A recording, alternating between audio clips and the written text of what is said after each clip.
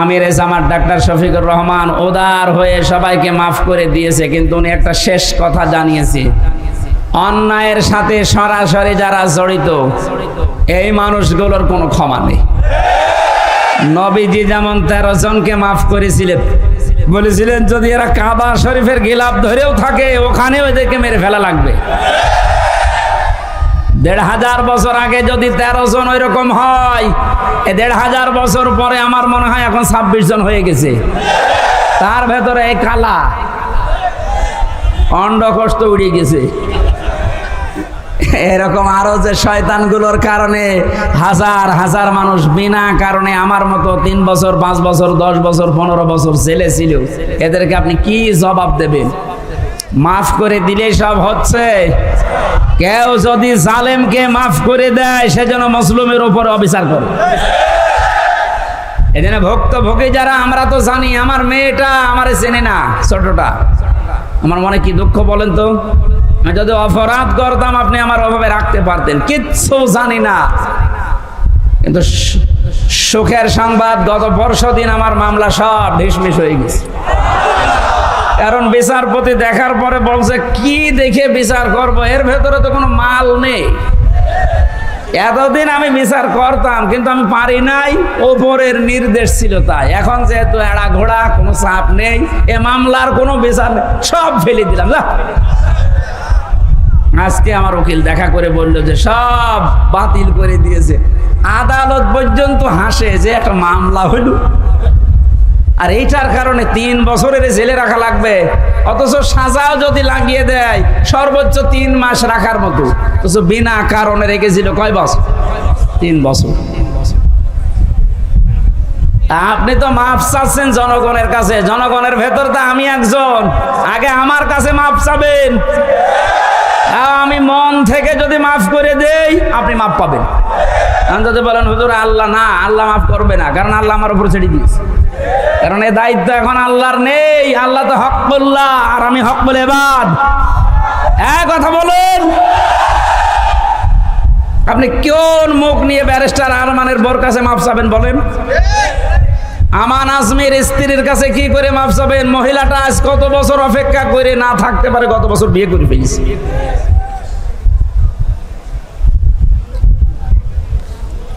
শয়তান পর্যন্ত আমার মনে হয় কান্নাকাটি করেছিল, কিন্তু জালেমদের মনের ভেতরে একটু দয়া আসে না। এত বড় কঠিন হয় মানুষ, একটু জানিয়ে দিতে পারতেন আপনি গোপনেও যে আপনার স্বামী বেঁচে আছে, আপনি ধৈর্য ধরেন, বের হবে। আপনি মেরে না ফেলে বাঁচিয়ে রাখলেন, আর আমরা জানি যে উনি নেই। মেরে ফেললে হয়তো ব্যারিস্টার আরমানের স্ত্রী অন্য জায়গায় বিয়ে করতো, যদি সংবাদ পেত যে আমার স্বামী নেই। এমন অবস্থায় রেখেছিলেন এর 8টা বছর, এত তারপরও কোনো অপরাধে জড়ায় নাই, ভাগ্য ভালো। কথা বলে না কেন? অন্য কোনো সাধারণ মেয়ে লোক হলে কত কিছু কত জায়গায় পৌঁছিয়ে দিত। 76 বছর বয়সে এখন শুনছে নাকি বিয়ে করবে, আর তাদের বয়স 35 বছর 32 বছর। এই সমস্ত বয়সে নিজের যৌবনকে যারা 8টা বছর স্বামী আছে কি নেই এই দোদুল্যমান অবস্থায় নিজেকে কন্ট্রোল রাখতে পারে, এগুলো আল্লাহর টাটকা নির্ভেজাল ওলি। আর অনেকে ফতোয়া দিয়েছিল আল্লাহর ওলি মহিলা এই পৃথিবীতে একজন আছে, এ দেশে যদি কেউ জান্নাতে যায় মানবতার কন্যা জান্নাতে যাবে। শয়তান এগুলো শুনতো আর হাসতো, আল্লাহ তুমি আমারে শয়তান বানিয়েছো। গাইবান্ধাবাসী যে আয়াতটা দিয়ে আমি কথা শুরু করেছিলাম, এবার আসেন আল্লাহ বলেন এই যে নাজ্জাআতাল লিশাওয়া, এ দরজা দিয়ে প্রবেশ করার সঙ্গে সঙ্গে মানুষের চামড়া খসে যাবে।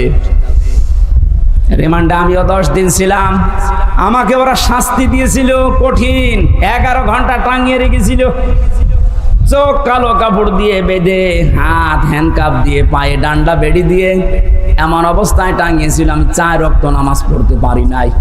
একেবারে যে কোরআন আমার সামনে, আমি সত্য কথা বলছি, জোহর আসর মাগরিব এশা আমি ইশারায় পড়েছিলাম, কারণ জানি না যে এখন জোহর না আসর। মাটির নিচে এমন এক ঘরে নিয়েছিল, ওখানে দিন রাত বসা যায় না, এই কঠিন অবস্থাতে শুধু জিজ্ঞাসা করতাম যে স্যার এখন কি নামাজের সময় হয়েছে, ঝাড়ি দিত উপর থেকে, কিসের নামাজ পড়বা। যে কয়টা অফিসার আমি দায়িত্বে পেয়েছি কয়েকটা এত খারাপ, এত জানোয়ার, আল্লাহর ভুল ধরতো। বলেন যে লোকটা আল্লাহর ভুল ধরতে পারে তার কাছে আমির হামজা কি? আমরা মাঝে মাঝে এই নখ তুলে নেওয়ার যে যন্ত্রপাতি গুলো আছে নিয়ে এসে বলতে যে নখ তুলি এইগুলো দিয়ে। আর এখন জালেমদের একটু শুধু ডিম মারছে তাই অনেকের সহ্য হচ্ছে না।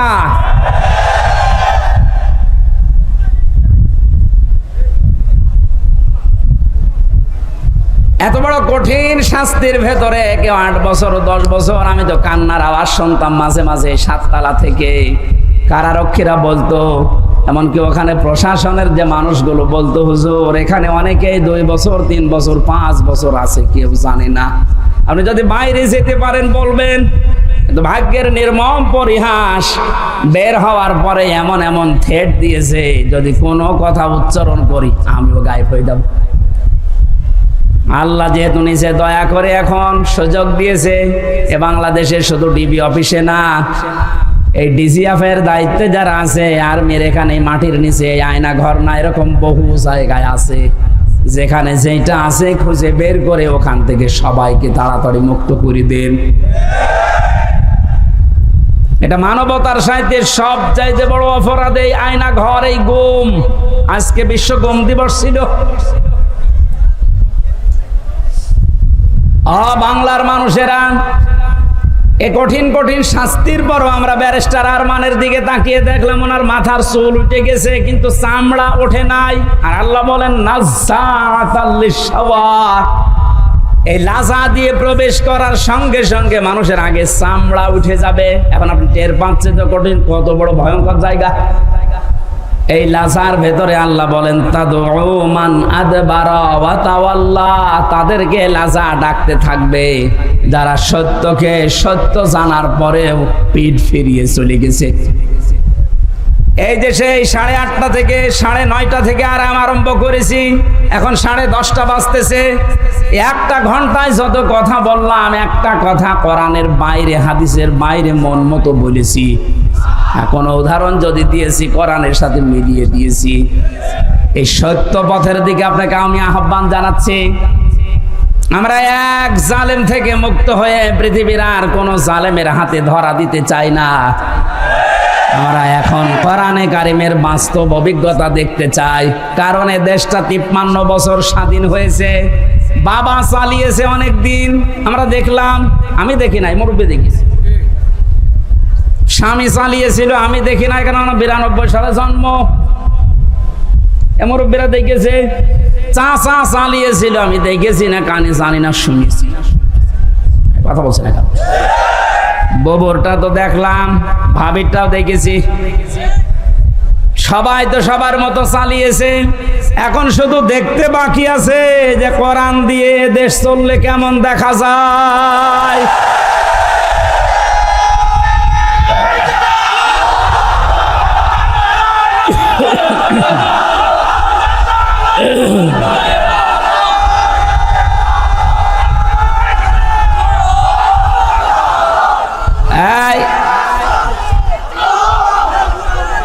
আজকে কে যেন ফতোয়া দিয়েছে যে নারায়েত তাকবীর এই শব্দটা বলা শিরক, কারণ নারায়েত মানে নারুন থেকে এসেছে। এটা পাগল।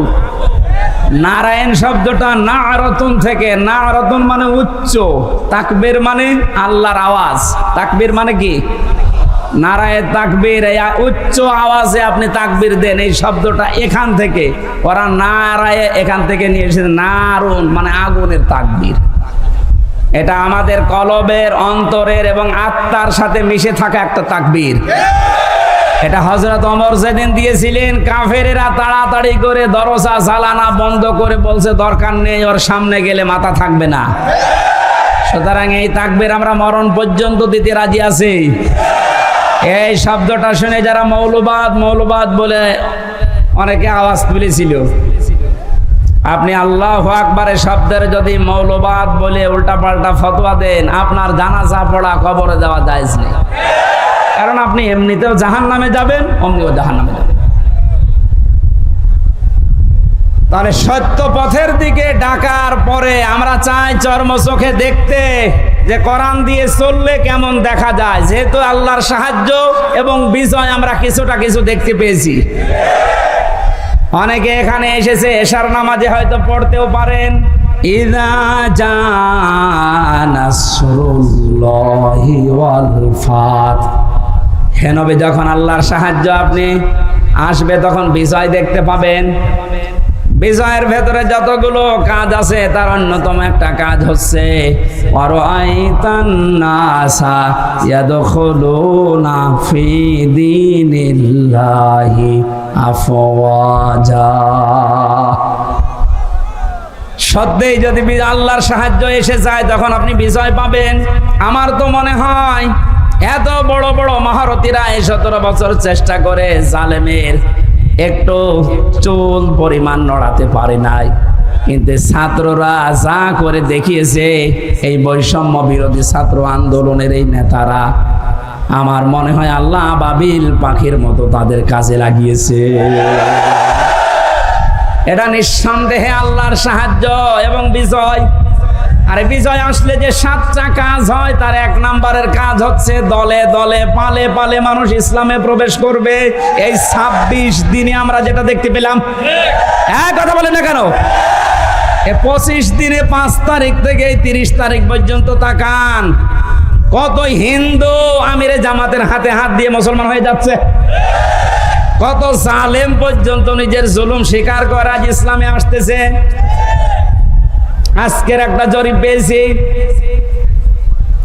আগস্টের 5 তারিখের আগে এই দেশে মাত্র 20 জন মানুষ চাইতো 100 জনের 20 জন যে ইসলামে দেশে কায়েম হোক, কিন্তু এই 25 দিনের মাথায় এখন অবস্থা এমন দাঁড়িয়েছে, এই দেশে এখন 100 জনের 35 জন মানুষ চাচ্ছে যে ইসলাম কায়েম হোক। এ সময়টা একটু চাইতে দেন। বাংলাদেশে যারা একামতে দিনের দায়িত্ব পালন করে, এই মানুষগুলোর যে ইখলাস আমি দেখেছি। আমি তো বাস্তব ওয়াজ করছি ওনার সাথে, আমি 4 দিন থেকে জেলখানায় একেবারে পাশাপাশি আমি দেখেছি লোকটার আমল, লোকটার ঈমান। এই যে পরবর্তী আয়াতে ওইটা আসবে, ওনার যে মর্যাদা, ওনার যে ভরসা, তাওয়াক্কুল আল্লাহর উপরে। আমির হামজাকে লক্ষ্যটা এক জায়গায় করলে ওই রকম তাওয়াক্কুল হবে না। আমি কত আলেমকে জেলখানায় কাঁদতে দেখেছি, আফসোস করে, এমনকি আল্লাহকেও দোষারোপ করে। অথচ লোকটা একটা জেনারেল মানুষ, একটা ডাক্তার, কাদের সংস্পর্শে এসে কোন জায়গায় যে আল্লাহ পৌঁছিয়ে দিয়েছে তারে। আমি যে প্রথমে বলেছিলাম, কেউ যদি জিন্দা ওলি দেখতে চান ওনার দিকে তাকাবেন, কারণ ওনার আমল, ওনার কাজ কারবার, অ্যাক্টিভিটিস, ইখলাস আমি নিজের কাছে থেকে 4 দিন দেখেছিলাম। আমি যুবক মানুষ, এখন 33 বছর বয়স আমার। সারাদিন কোনো কাজ ছিল না, শুধু চিন্তা ছাড়া। তারপরও রাত 9টা 10টার পরে আমি শুয়ে পড়তাম। আরে মুরব্বী মানুষের মাথার উপরে এতগুলো মামলা। ওনার ছেলে ওই সময়ও ছেলে, ওনার স্ত্রী অসুস্থ, ওনার সহকর্মী সহযোদ্ধা যারা এই যে হাজার হাজার পালিয়ে বেড়াচ্ছে, হাজার হাজার জেলে। ওনার দলের প্রতীক নেই, দল নিষিদ্ধ। এরকম কঠিন মুহূর্তেও লোকটার চেহারার ভেতরে চিন্তার কোনো ছাপ নেই। প্রতি সপ্তাহে 4টা 5টা করে হাজিরা দিয়ে দিয়ে এই যে 8-9 ঘন্টা গাড়িতে থাকা লাগতো। যখন জেলখানায় এসে পৌঁছাতো রাত 9:30 10টায়, বলতাম স্যার খাবার খাবেন না? আপনার এই যে এখানে কিছু দুষ্ট লোক আছে, ওদের মাধ্যমে মোবাইল পাওয়া যায়, চুরি করে নিয়ে এসে দেই। আমার বলছে, হামজা মোবাইল দিয়ে করব কি? কেন? আপনার সন্তান আছে, ছেলে, আপনার স্ত্রী অসুস্থ, আপনার দলের লোক সব পালিয়ে বেড়াচ্ছে, একটু খোঁজ নেবেন না? আমারে যেটা শুনিয়েছে ওই কঠিন মুহূর্তে, আমারে বলছে, হামজা আমার সন্তান সহ, স্ত্রী সহ, আমার সহকর্মী সহযোদ্ধাদেরকে আমি আল্লাহর হাতে রেখে এসেছি। আমার তো একেবারে পুরোপুরি বিশ্বাস ওই দিন থেকে যে ওনার এই তাওয়াক্কুলের কারণে এই 25 দিনে 20 থেকে 35-15% মানুষ ইসলামে আসা বেড়ে গেছে। এজন্য মানুষগুলোর এখলাসের আপনি দাম দিতে শেখেন। এদেশের দেশপ্রেমিক হিসাবে যদি এখন 1 নম্বরের তালিকায় থাকে যারা ভুয়া ভুয়া তুলেছিল, তাদের এখন মানুষ চিনে ফেলেছে। বাংলাদেশে একজন প্রথিতযশা আলেমে দ্বীন মুফতি কাজী ইব্রাহিম বাইরের দেশ থেকে ঘোষণা দিয়েছে, মানে কিন্তু পাগল ছাগল না, 10 জন আলেম যদি এই দেশে থাকে তিনি একজন। ঘোষণা দিয়েছে এই বাংলাদেশে যদি কেউ দেশপ্রেমিক বলে দাবি করে সেটা 1 নম্বরে জামাত আর শিবিরেরা। বাকিগুলো যারা এগুলো তুলতেছে, এই কথা শোনেন আগে, বাকি যারা এগুলো তোলে অধিকাংশ গুলোই মিথ্যাবাদী। দেশপ্রেমের ধোয়া তুলছে যে আমি দেশপ্রেমিক, অথচ শরীরের ভেতরে দেশপ্রেমের কোনো চিহ্ন নেই। পায়ে যে জুতা দিয়ে আছে বিদেশি জুতা, গায়ে যে শার্ট দিয়েছে বিদেশি শার্ট, হ্যাঁ কথা বলে না কেন? এমনকি মাথার চুলেং কাটিং তাও বিদেশি, বিরাজ করে এসেছিল বিদেশি, এমনকি বিয়ে করেছে তাও বিদেশি। আর কি বলছে যে দেশপ্রেম। শয়তান এগুলো দেখে হাসতো, এখন মনে হয় শয়তানের হাসি একটু বন্ধ হয়েছে।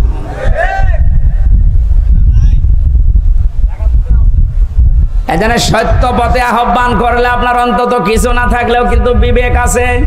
বিবেক থাকার পরও যদি কেউ উল্টা দিকে চলে যান, সে যে দলের লোক হন, আপনাকে আল্লাহ লাজাই দেবে। লাজাই গেলে প্রথমে চামড়া খসে যাবে। অজামা ফাআওয়া। আল্লাহ পাক বলেন 2 নম্বরে দুনিয়ায় যারা মাল সম্পদ জমা করে আর মনে করে এটা স্থায়ীভাবে থাকবে, এটা আজকে অনেকেই 17 বছর মনে করেছিল। এজন্যই তো পদ্মা সেতুর চাইতেও একজনের টাকা বেশি। এই দরবেশের টাকার পরিমাণ দেখেছেন, শুধু ঋণ ছিল 36,000 কোটি টাকা পদ্মা সেতু বানাতে। 2 নাম্বারই করে লেগেছে মাত্র 32,000 কোটি। তার মানে ওর টাকা দিয়ে আরেকটা বানানো যাবে। এ আয়াতের সাথে 100 ভাগ মিলে গেছে। জামা ফাআওয়া। ওরা মাল সম্পদ জমা করে আর মনে করে এটা স্থায়ীভাবে আমার কাছে থাকবে, এ আর হাত ছাড়া হবে না। আল্লাহ এমন ভাবে ধরেছেন, চোখ বন্ধ করার সময় দেয়নি। এই কথাগুলো বলতে বলতে আল্লাহ মানুষের কিছু আচরণ এবার তুলে ধরবেন। এবার আমি সহ যারা বসে আছি প্রত্যেকে আল্লাহর আয়াতের সাথে মিলান।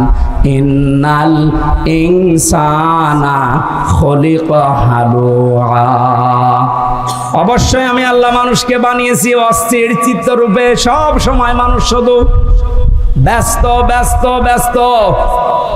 2 নম্বরে ইদা মাসাহু শাররু জাজুআ। যখন তাকে কোনো অকল্যাণ স্পর্শ করে তখন হাই হতাশ করে, তখন একেবারে পাগলের মতো হয়ে যায়। ওয়াইদা মাসাহুল খায়রু মানুআ। যখন তাকে কোনো কল্যাণ ভালো কিছু পায় তখন ওই লোকটা কৃপণ হয়ে যায়। মানুষের কিছু চরিত্র বর্ণনা করছিলেন আল্লাহ রাব্বুল আলামিন বলেন, মানুষ অস্থির, বিপদে পড়লে মানুষ হাই হতাশ করে, নিয়ামত পেলে কৃপণ হয়ে যায়। কিন্তু তারা না, ইল্লাল মুসাল্লিন। মুসাল্লিরা বাদ দিয়ে কারা বাদ? আমরা এখানে যারা আছি মুসাল্লি কিনা বলেন তো? বলেন বলেন। জীবনে যাই করেন না কেন ফরজ নামাজ ছেড়ে দেবেন না। মুসাল্লি যারা আছে তাদের এবার আল্লাহ 12টা গুণ দিচ্ছেন। সব মানুষের ভেতরে আগের বর্ণিত এই গুণগুলো আছে। এরা অস্থির, নিয়ামত পেলে এরা কৃপণ হয়ে যায়, বিপদে পড়লে হাই হতাশ করে। কিন্তু মুসল্লিদের ভেতরে এগুলো থাকবে না। মুসল্লিদের ভেতরে যেহেতু এগুলো থাকবে না, আর আমরা মুসল্লি দাবি করছি, কোরআন বলছে তোমাদের ভেতরে 12টা গুণ থাকা লাগবে। কয়টা?